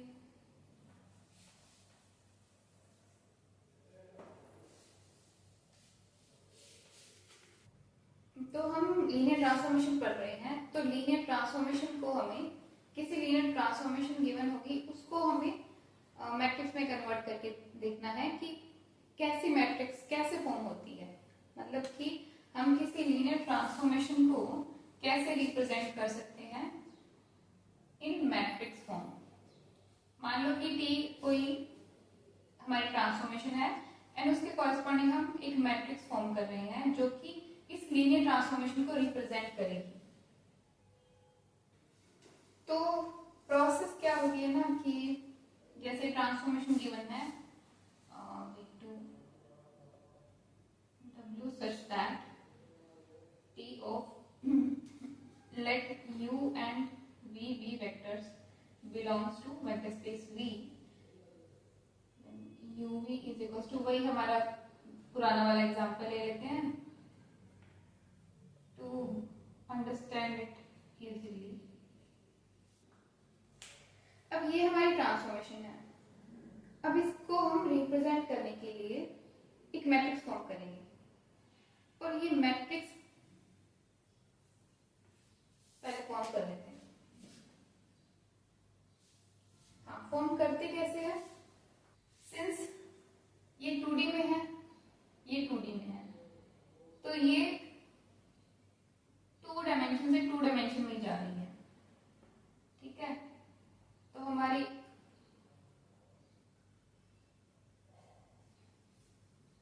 Matrix कैसी फॉर्म होगी, 2 क्रॉस 2 की। अब इसके अंदर एलिमेंट्स कैसे आएंगे, हाँ, तो जैसे मैंने बताया था कि हम बेसिस वेक्टर्स को यूज करके एक मैट्रिक्स फॉर्म करेंगे। तो बेसिस वेक्टर्स तो 2 डायमेंशन के अंदर बेसिस वेक्टर हमारे मतलब हो तो कोई भी लीनियरली इंडिपेंडेंट वेक्टर्स हो सकते हैं, बट सिंपलेस्ट जो है वो हम प्रोसेस को इजी रखने के लिए हम स्टैंडर्ड बेसिस वेक्टर्स लेते हैं। तो स्टैंडर्ड बेसिस वेक्टर कौन से होते हैं, 2 डायमेंशन के लिए 0, 1, 1, 0, ये हमारे 2 डायमेंशन वेक्टर स्पेस के बेसिस वेक्टर्स हैं, ठीक है। ये यहां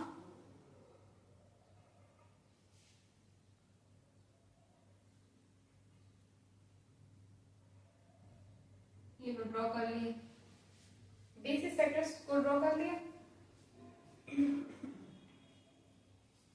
अब हम इसको देखेंगे, इन बेसिस वेक्टर्स को इस रूल के अंदर देखेंगे, मतलब ये रूल ट्रांसफॉर्मेशन का ये रूल अप्लाई करने पर ये बेसिस वेक्टर्स है वो किस तरह से मैप हो रहे हैं। लाइक अगर हम इस पे ट्रांसफॉर्मेशन लगाते हैं over the vectors,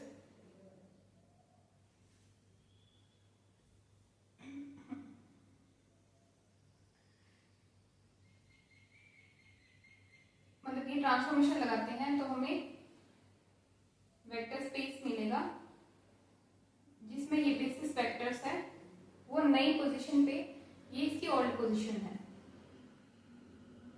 old position of basis vectors.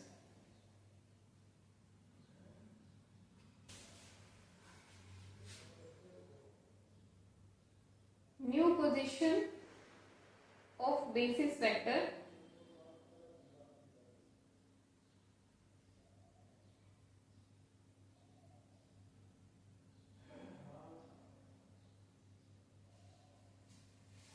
after the application of this transformation over the vectors of vector space V। तो ये रूल अप्लाई करो, क्या आएगा देखो, T of U, V पे अप्लाई, मतलब T of 0, 1 पे अप्लाई, बेसिस वेक्टर 0, 1 पे अप्लाई करेंगे तो क्या आएगा, 2 into 0, 0, 2, ठीक है। एंड T of 1, 0 पे अप्लाई करेंगे तो हमारा 2, 0 आ जाएगा, 2 into 1 and 2 into 0, तो ये आ जाएगा। तो हमारे न्यू बेसिस वेक्टर्स क्या है, 0, 2, मतलब ये यहाँ पे 1 है, तो हमारे न्यू बेसिस वेक्टर्स क्या हो जाएंगे, ये न्यू बेसिस वेक्टर्स हो जाएंगे।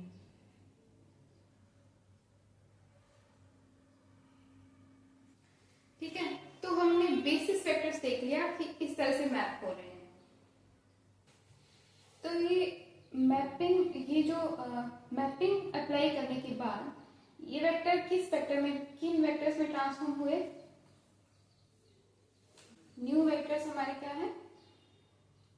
0,2, 2,0। तो इन वेक्टर्स की हम मैट्रिक्स फॉर्म करेंगे। उन वेक्टर्स को हम कॉलम में लिखेंगे 0,2 एंड 2,0। तो इस ट्रांसफॉर्मेशन को ये मैट्रिक्स रिप्रेजेंट करेगी। मतलब कि हमें सिर्फ बेसिस वेक्टर्स लेने हैं और ये जरूरत नहीं है ये वाले बेसिस वेक्टर लेने, ये हम सिर्फ आसानी के लिए ले रहे हैं कि प्रोसेस जो है वो इजी हो जाए, इसलिए हम ये वाले बेसिस वेक्टर्स का सेट ले रहे हैं। हम कोई और भी ले सकते हैं। तो जो बेसिस वेक्टर्स का सेट है वो ट्रांसफॉर्मेशन के बाद जो जहां मैप हो रहा है उन वेक्टर्स को हम एज ए कॉलम लिख देते हैं और उससे जो मैट्रिक्स फॉर्म होती है वो मैट्रिक्स है वो इस लीनियर ट्रांसफॉर्मेशन को रिप्रेजेंट करेगी। तो देखो ये मैट्रिक्स जो है ना, it is just an instruction, मतलब ये है ना इंस्ट्रक्शन देगी, it is actually instruction manual. Vector space के सारे वेक्टर्स के लिए it will work as an instruction manual. इसका कहने का मतलब है कि अब हमने ये इंस्ट्रक्शन मैनुअल कंस्ट्रक्ट कर दिया। अब इस मैट्रिक्स से हम इस वेक्टर स्पेस के कोई भी वेक्टर को इस वेक्टर स्पेस में ट्रांसफॉर्म कर सकते हैं by using this matrix, by multiplying that matrix with this matrix. मतलब समझे कि अब जैसे, हाँ अभी ठीक है, थोड़ा साफ सुथरा लिखा हुआ लग रहा है। बाय द वे मुझे कभी समझ नहीं आता कि मैं लिख के समझाऊं कि समझा के लिखूं, और अगर लिखते लिखते मतलब समझाते समझाते लिखूंगी तो फिर वो समझाने वाला फ्लो निकल जाएगा। ऑलराइट, तो कहाँ गया? हाँ, तो अभी हमने ये इंस्ट्रक्शन हमने कंस्ट्रक्ट कर दी, ठीक है। अभी हमारा मोटिव क्या था, इसको बनाने के लिए हमारा मोटिव क्या था कि क्योंकि हम ईच वेक्टर को नहीं एक्सप्लेन कर सकते कि ईच वेक्टर कहाँ मैप कर रहा है, तो हमने सिर्फ बेसिस वेक्टर को चूज किया एंड उनको देखा कि वो कहाँ मैप कर रहे हैं, तो उससे इंस्ट्रक्शन बनाई। एंड अब हम क्या कर सकते हैं ना, इस वेक्टर स्पेस का कोई भी वेक्टर चूज करें और वो वेक्टर इस इंस्ट्रक्शन मैनुअल से मल्टीप्लाई कर दें, then we will get a new matrix, जहां मतलब यहाँ एलिमेंट आएंगे और ये जो कॉलम होगा ये फिर उसके कोऑर्डिनेट को रिप्रेजेंट करेगा कि न्यू कोऑर्डिनेट हमारा मतलब मैपिंग के बाद हमारा न्यू कोऑर्डिनेट कहाँ मैप कर रहा है, where v belongs to any vector space, v belongs to vector space v, मतलब कि कोई भी वेक्टर स्पेस जो कोई भी वेक्टर जो वेक्टर स्पेस v को बिलोंग करता है, ये सभी vector for all, it will be applicable for all, मतलब वेक्टर स्पेस v का हम कोई भी एलिमेंट चूज करके उसको मैप कर सकते हैं। तो ये था कि हम लीनियर ट्रांसफॉर्मेशन को मैट्रिक्स फॉर्म में क्यों रिप्रेजेंट कर रहे हैं, कि मतलब इसकी मतलब रिप्रेजेंट कर रहे हैं तो इसका मतलब इसकी कोई एप्लीकेशन होगी ना, तो इसकी ये एप्लीकेशन थी, इसलिए हम इस लीनियर ट्रांसफॉर्मेशन को मैट्रिक्स फॉर्म में रिप्रेजेंट कर रहे थे। ये सिग्निफिकेंस था इसका। तो एक बहुत अच्छी चीज यहाँ हम देख सकते हैं कि जो लीनियर ट्रांसफॉर्मेशन डिफाइंड है ना, उसका स्ट्रक्चर से कोई भी लेना देना नहीं है, it is just a rule. ये सिर्फ एक रूल है कि वेक्टर स्पेस है वो किस रूल के साथ, मतलब वेक्टर स्पेस के जो वेक्टर्स हैं वो किस रूल के साथ ट्रांसफॉर्म हो रहे हैं, किसी दूसरे वेक्टर स्पेस में। इसका स्ट्रक्चर से कोई लेना देना नहीं है, कोई ज्योमेट्रिकल शेप तो हम लेते हैं, वो हम लेते हैं ज्योमेट्रिकल शेप कि ये वाली शेप जो है वो किस तरह से ट्रांसफॉर्म हो रही है, या फिर इसी को ये ट्रायंगल वाली शेप जो है ये किस तरह से ट्रांसफॉर्म हो रही है आफ्टर अप्लाइंग ट्रांसफॉर्मेशन, या कोई और स्ट्रक्चर। मतलब ये जो स्ट्रक्चर्स ले रहे हैं हम, ये हम खुद ले रहे हैं, इसका ट्रांसफॉर्मेशन रूल से कोई मतलब वो नाता नहीं है, ठीक है। अब ये हमने ऐसे ही नहीं पढ़ा है, इसका बहुत अच्छा एप्लीकेशन करेंगे हम आगे इस स्टेटमेंट का। जैसे कोई भी ट्रांसफॉर्मेशन डिफाइंड होगी R4/R, R ये फील्ड है हमारा, एंड सिंस ये दोनों के लिए सेम होता है R, तो हमें यहाँ रिप्रेजेंट करने की नीड नहीं है, बट एक बार के लिए मैंने रिप्रेजेंट कर दिया। इसकी एप्लीकेशन पता है कैसे होती है, ये ट्रांसफॉर्मेशन हमें डिफाइंड होगी एंड मतलब ये लीनियर ट्रांसफॉर्मेशन हमें गिवन होगी, एंड हमें ये फाइंड सच दैट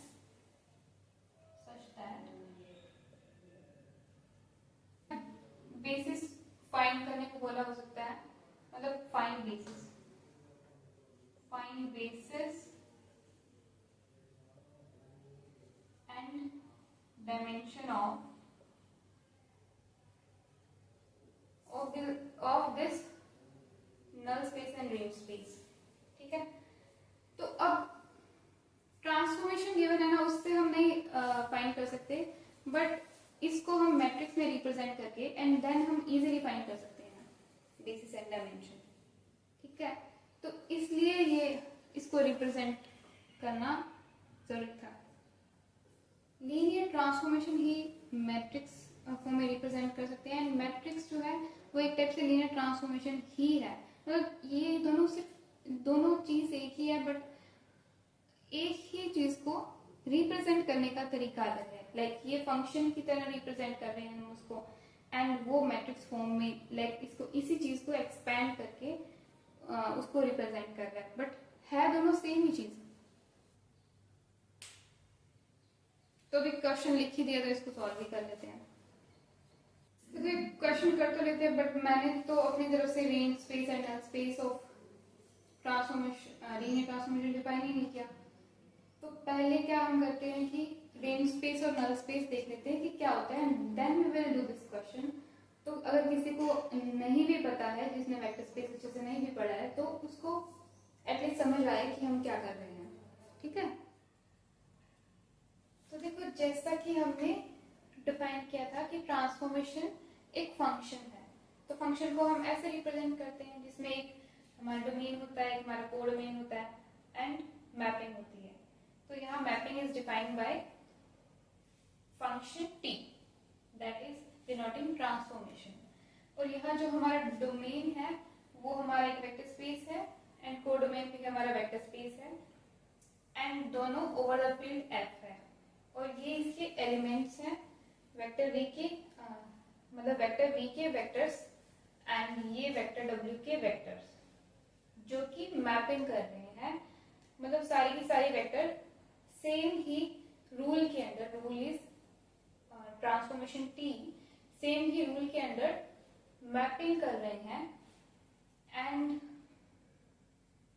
एंड अब हमें पढ़ना है कि इस ट्रांसफॉर्मेशन का नल स्पेस क्या होगा एंड इस ट्रांसफॉर्मेशन का रेंज स्पेस कैसे डिफाइन होंगे।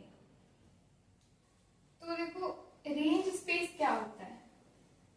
अब रेंज क्या होती है, रेंज वो सारे एलिमेंट ऑफ कोडोमेन होते हैं जो डोमेन के किसी न किसी एलिमेंट के साथ कनेक्टेड है, ठीक है। तो हम कह सकते हैं कि वो सारे एलिमेंट्स जो बिलोंग कर रहे हैं, वो सारे elements of vector space W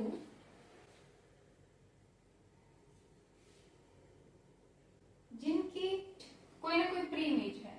यही मतलब हुआ कि ये जो एलिमेंट है वो इसके किसी ना किसी एलिमेंट के साथ कनेक्टेड होना चाहिए। एटलीस्ट वन एलिमेंट के साथ कनेक्टेड होना चाहिए, क्योंकि दो दो के साथ भी तो हो सकता है ना, क्योंकि ऐसे मैपिंग भी पॉसिबल है। तो ये जो हमारा एलिमेंट है वो रेंज के अंदर आ जाएगा। ठीक है, ठीक है, एक बार समझते हैं सिर्फ, फिर हम उसको मैथमेटिकली डिफाइन करेंगे। एंड नल स्पेस क्या होता है? नल स्पेस इज, देखो ध्यान से देखना, रेंज स्पेस में वो सारे एलिमेंट्स ऑफ कोडोमेन, वो सारे एलिमेंट्स ऑफ कोडोमेन जो at least one element of domain के साथ कनेक्टेड है। यानी कि रेंज स्पेस हमारा किसकी बात कर रहा है? कोडोमेन के एलिमेंट्स की बात कर रहा है। यानी कि वेक्टर स्पेस W के वेक्टर्स की बात हो रही है रेंज स्पेस में। Range space of transformation T is defined as, इसको कौन से फॉर्म बोलते हैं? शायद सेट बिल्डर फॉर्म बोलते हैं, जिस नोटेशन में अब हम लिखने वाले हैं इसको मैथमेटिकली। तो all those vectors belongs to vector space W such that, set builder form में हम जब सच दैट लिखते हैं तो इस सेमीकोलन मतलब इस टाइप का सिंबल यूज करते हैं। ठीक है, सच दैट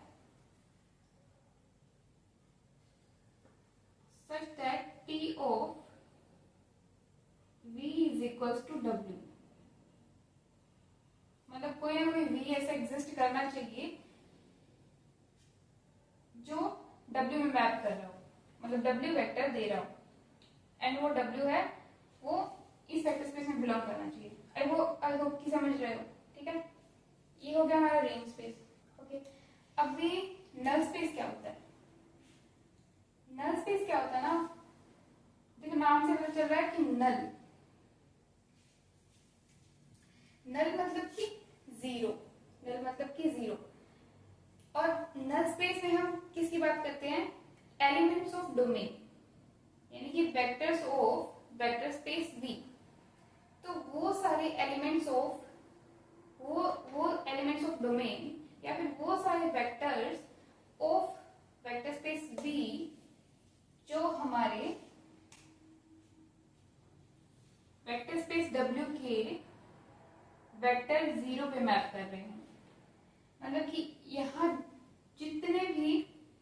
जितने भी वेक्टर्स हैं वो 0 पे जहां मैप, जो एलिमेंट्स जो वेक्टर्स 0 पे मैप कर रहे हैं उन वेक्टर्स के सेट को या फिर उन वेक्टर्स से जो वेक्टर स्पेस क्रिएट होता है उस वेक्टर स्पेस को हम नल स्पेस बोलते हैं। ठीक है, तो मैथमेटिकली कैसे लिखेंगे? Null space of transformation T is equals to all those vectors V belongs to vector space V such that T of V is equals to 0। तो ये था null space and vector space. And देखो ये हमने element define किया है, तो इन जो भी एलिमेंट्स इसको सेटिस्फाई करेंगे या इसको सेटिस्फाई करेंगे तो वो सारे एलिमेंट एक वेक्टर स्पेस क्रिएट करेंगे और उस वेक्टर स्पेस को हम नल स्पेस बोलते हैं। ओके, अभी इसके बाद हम पढ़ते हैं कि ये हमारा नल स्पेस हो गया, ये हमारा रेंज स्पेस हो गया। अब हम पढ़ते हैं कि नलिटी क्या होती है एंड बेसिस क्या होता है, डायमेंशन ऑफ वेक्टर, डायमेंशन क्या होता है। अब एक और चीज नोटिस की, चलो बताओ कि व्हाट इफ यहाँ 0 हुआ ही तो, मतलब 0 पे मैप करेंगे वो नल स्पेस होगा, मतलब वो वाले वेक्टर्स नल स्पेस फॉर्म, वो वेक्टर्स नल स्पेस फॉर्म करेंगे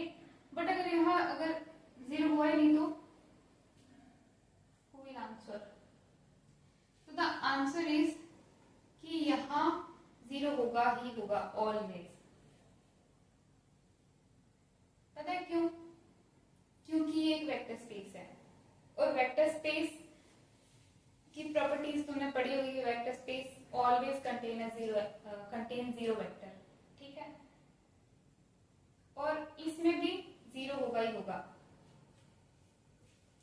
इसमें भी जीरो वेक्टर होगा ही होगा, कि zero vector must map to the zero vector.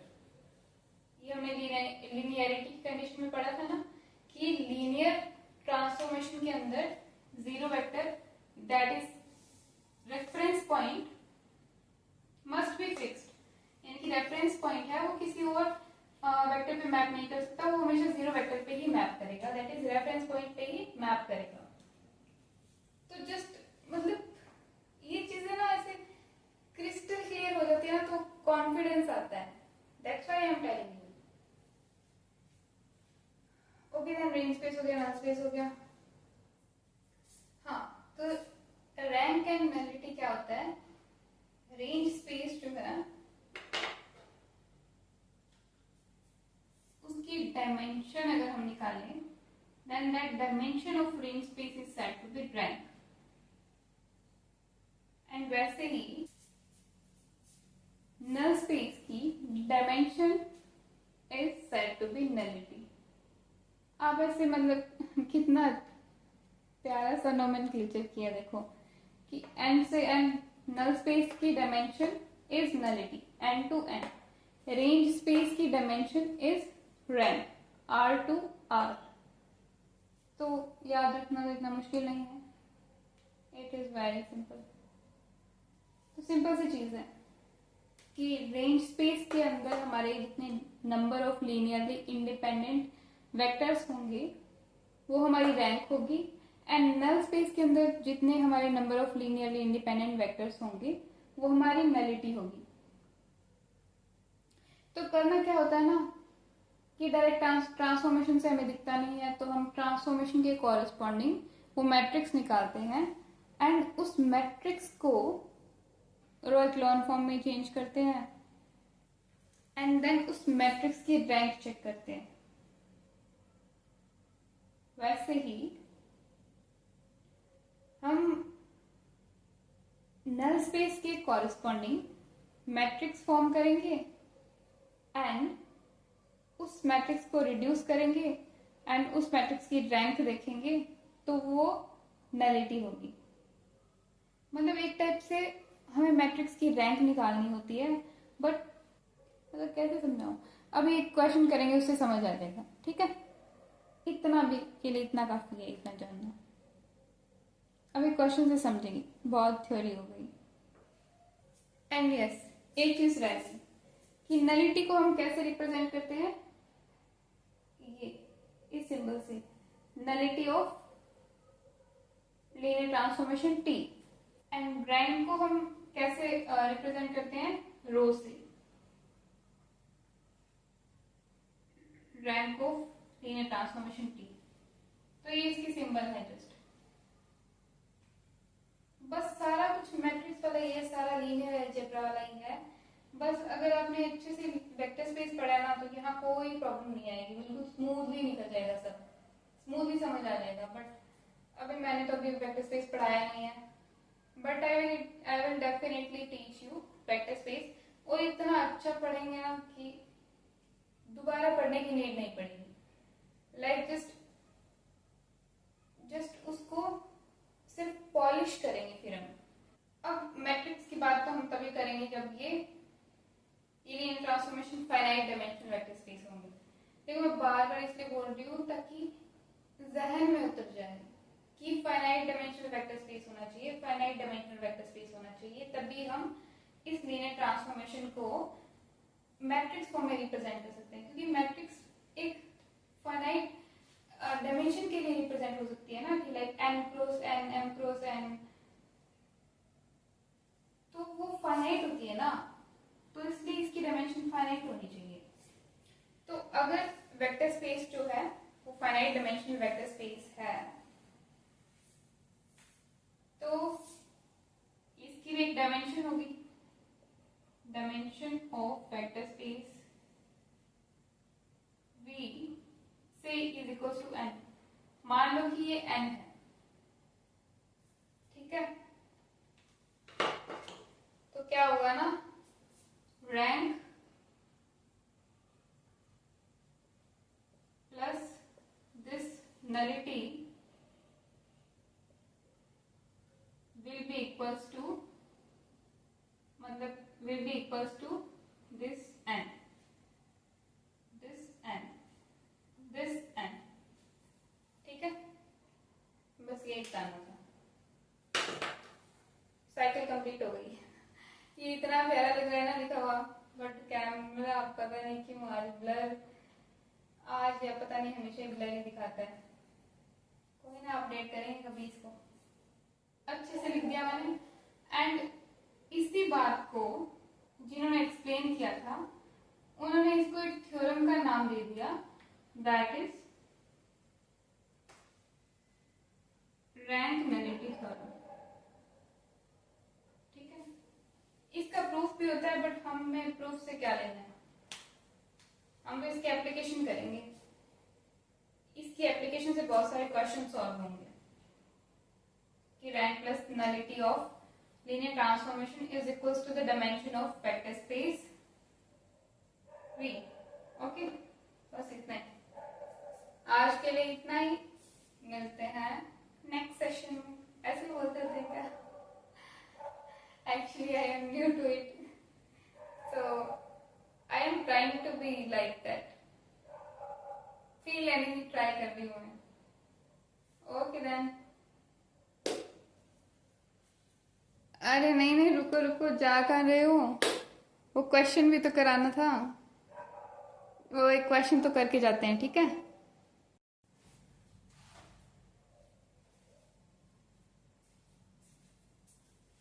देखो, पहले रेंज स्पेस देख लेंगे, फिर नल स्पेस देखेंगे। पहले हम रेंज स्पेस देखेंगे, ठीक है। तो बेसिस निकालना है एंड डायमेंशन निकालनी है, दोनों निकालने हैं रेंज स्पेस की। सबसे पहले रेंज स्पेस के लिए निकालेंगे हम रेंज स्पेस के लिए, फॉर रेंज स्पेस।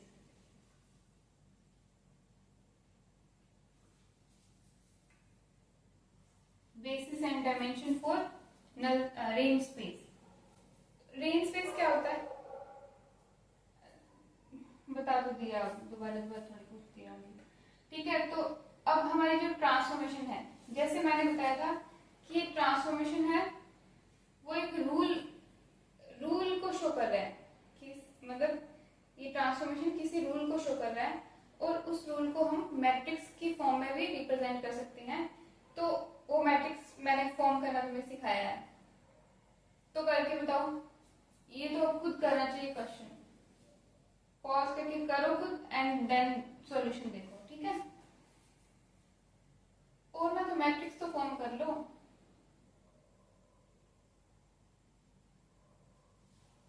सबसे पहले हम क्या करेंगे, सबसे सिंपलेस्ट एलआई वेक्टर्स लेंगे।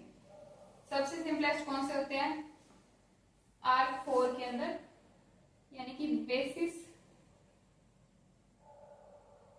बेसिस ऑफ 4 डायमेंशन क्या होगा? बेसिस ऑफ 4 डायमेंशन क्या होगा? 0 1 0 0 0 0 1 0 0 0 0 1 0 0 0 0 1, ठीक है। ये बेसिस है for a 4 dimension vector space, 4 dimension vector space, ठीक है। अब ट्रांसफॉर्मेशन लिखो कि ये बेसिस वेक्टर्स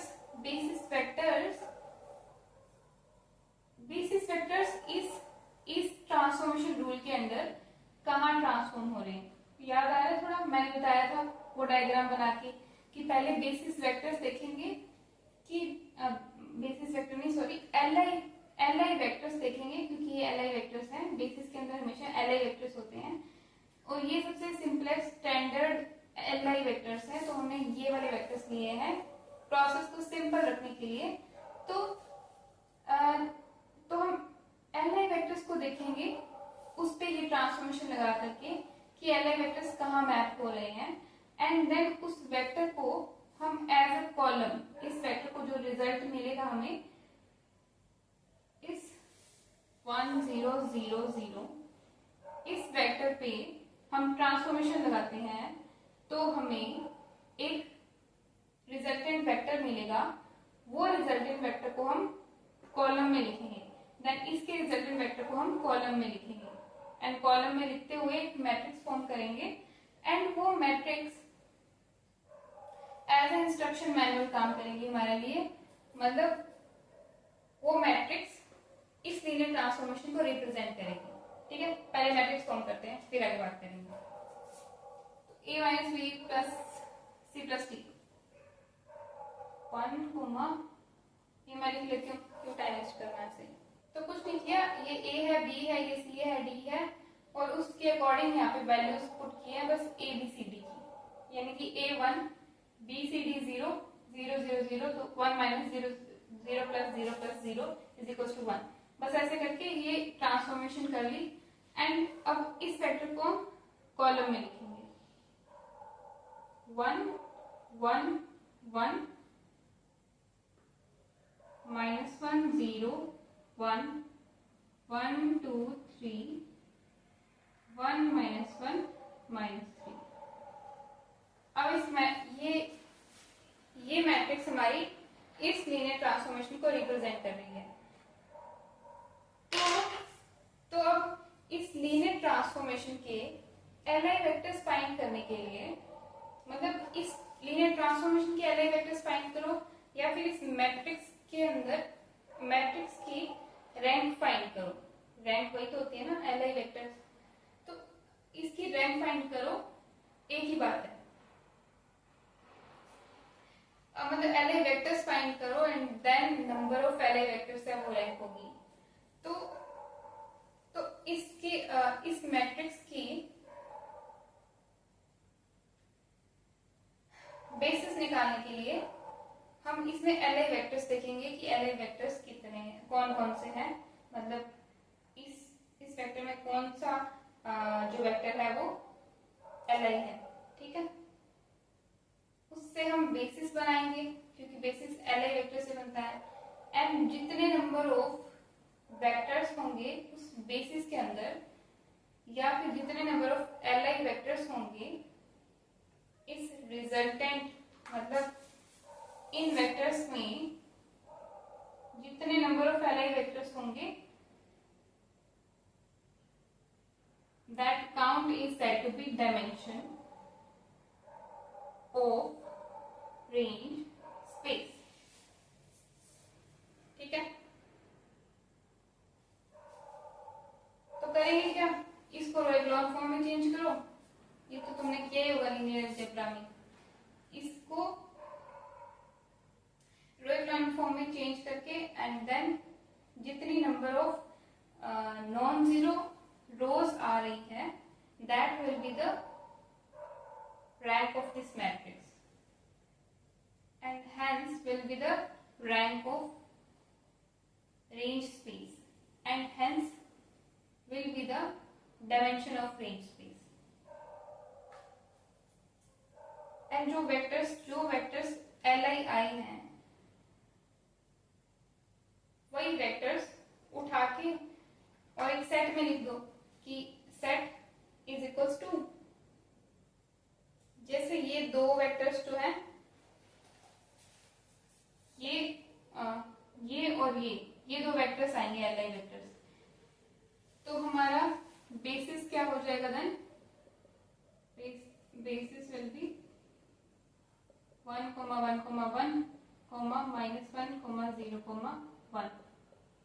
ठीक है, एंड इसकी डायमेंशन क्या हो जाएगी, dimension of range space of linear transformation T is equal to 2 क्योंकि नंबर ऑफ एलिमेंट्स 2 हैं। ओके, नल स्पेस क्या होता है? Null space is all those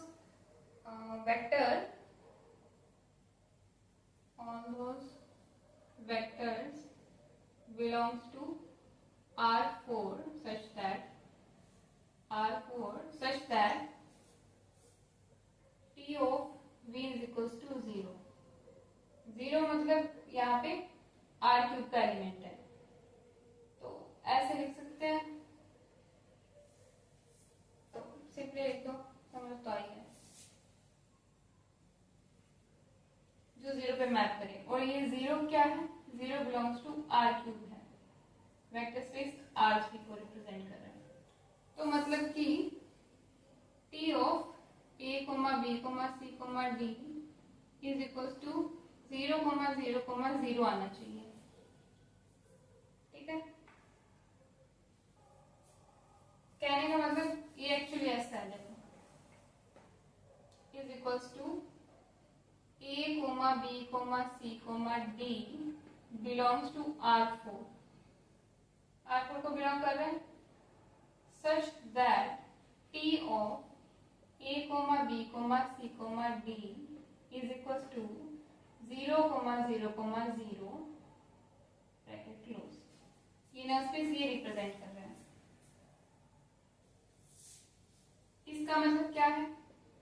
लिखा ही हुआ है A minus B plus C plus D comma A plus 2C minus D comma A plus B plus 3C minus 3D। ये हमने लिख लिया। This is equals to this is equals to 0, 0, 0। यहां से क्या कंक्लूजन निकला कि हमारा दिस इज इक्वल्स टू 0 है, एंड हमारा दिस इज इक्वल्स टू 0 है, एंड हमारा दिस इज इक्वल्स टू 0 है। ठीक है, तो इसी चीज को मैट्रिक्स फॉर्म में कैसे लिखेंगे? ये हमारा सिस्टम ऑफ लीनियर इक्वेशन बन गया। सिस्टम ऑफ लीनियर इक्वेशन बन गया, इसको इसके नीचे मान लो, इसको इसके नीचे मान लो, दिख रहा है ना, विजुअलाइज हो रहा है। सिस्टम ऑफ लीनियर इक्वेशन बन गया।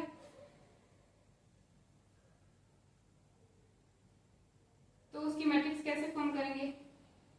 ये हमारे वेरिएबल्स है, कोएफिशिएंट आ जाएंगे, वो कोएफिशिएंट मैट्रिक्स फॉर्म हो जाएगी A, B, C, D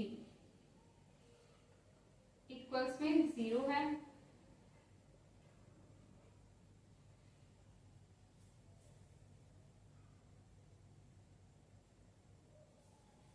तो कोएफिशिएंट लिखो 1, -1, 1, ये 3 क्रॉस 4 का, ये 4 क्रॉस 3 का, तो मल्टीप्लिकेशन के लिए कंपैटिबल है, दिख रहा है। एंड ये हमारी 3 क्रॉस 3 की। अब मैं क्या कर रही हूँ?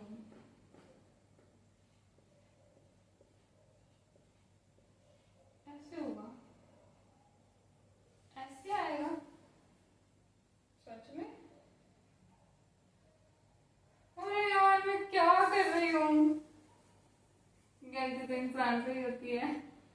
एक्चुअली रात हो गई है ना, मुझे नींद आ रही है बहुत। 4 क्रॉस 1, तो 4 क्रॉस 4 ये कंपैटिबल 3 क्रॉस 1, ठीक है, 3 क्रॉस 1। हाँ, मेरा गला भी सूख रहा है। चलो कोई ना, ये तो करके जाते हैं। तो हाँ, तो अब ये कोएफिशिएंट मैट्रिक्स बन गई। अब इसकी रैंक चेक कर लो, सिंपल। इसकी रैंक होगी, मतलब इस मैट्रिक्स की रैंक आएगी, वही नलिटी होगी। एंड कहने का मतलब इस मैट्रिक्स को नाउ, अब हमारा बाकी सबसे काम खत्म। ये तो ऐसे ही बताने के लिए बता दिया था, बाकी इससे कोई लेना देना ही नहीं था। सीधा ही हम इसके कोएफिशिएंट मैट्रिक्स लिखेंगे एंड इसको रो एक्लॉन फॉर्म में चेंज करेंगे, and then row echelon form में चेंज करने के बाद हमें पता है कि number of linearly independent vectors is actually rank of this matrix, and rank of matrix is number of non-zero rows in echelon form of a matrix। तो इसको इक्लोन फॉर्म में चेंज करेंगे तो जितनी number of non zero rows आएंगी वही उसकी nullity हो जाएगी, that is dimension of null space. ठीक है, और उसमें जितने नंबर ऑफ एलआई वेक्टर्स आ रहे हैं वो जो काउंट होगा, वो जो नंबर ऑफ एलआई वेक्टर्स होंगे, हाँ उतनी वो काउंट जो है वो डायमेंशन होगा, एंड वो जो वेक्टर्स होंगे, जो वेक्टर्स खुद होंगे वो हम बेसिस के अंदर लिख लेंगे जैसे पहले लिखा था, सिंपल। ओके देन ये खुद से करके देखना, ठीक है। इसमें मैं कुछ बताऊं क्या? डायमेंशन मतलब dimension of null space T, null space of T is equal to 2 आएगा इसमें भी, तो देख लेना। ऑब्वियस बात है, अभी जो तुम्हें थ्योरम करवाई थी उसमें बताया नहीं था मैंने कि ये गिवन दिया हुआ है कि फाइनाइट डायमेंशनल वेक्टर स्पेस। अरे हाँ, एक चीज नोटिस करने के लायक कि हमने इसको मैट्रिक्स में तभी लिखा क्योंकि ये तो मैंने क्वेश्चन काट पीट के थोड़ा दिया है, बाकी क्वेश्चन में मेंशन था कि it is finite dimensional vector space. ठीक है, तो और दिख ही रहा है vector space R4 finite dimension ही है। ठीक है, तो मैं क्या बता रही थी, कुछ तो बता रही थी मैं, कुछ तो बता रही थी, क्या बता रही थी, हाँ अब भी हमने थ्योरम पढ़ी थी ना, रैंक नलिटी थ्योरम, तो इसकी डायमेंशन 4 है और हमारी जो रैंक थी वो क्या आ गई, 2 आई थी, तो ऑब्वियस सी बात है ना, नलिटी भी 2 ही आएगी, 2 + 2 = 4 होता है ना। हाँ ठीक है, तो इतना सॉल्व करने की नीड भी नहीं थी, ये तो मैंने सिखाने के लिए बताया था। Okay okay then, good night.